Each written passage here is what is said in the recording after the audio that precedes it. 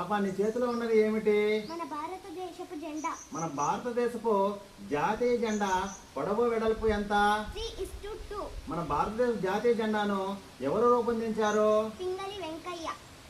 మన భారతదేశ జాతీయ జెండాలో ఎన్ని రంగులు ఉంటాయి? 3 రంగులు ఉంటాయి. ఏ రంగులు ఉంటాయి?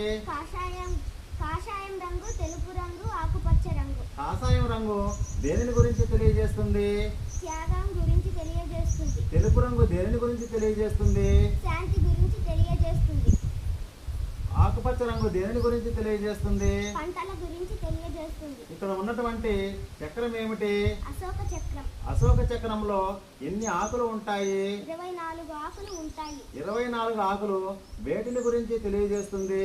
రోజులో 24 గంటలను తెలియజేస్తుంది. మన జాతీయ జెండాను రూపొందించినది ఎవరు? పింగళి వెంకయ్య. Very good.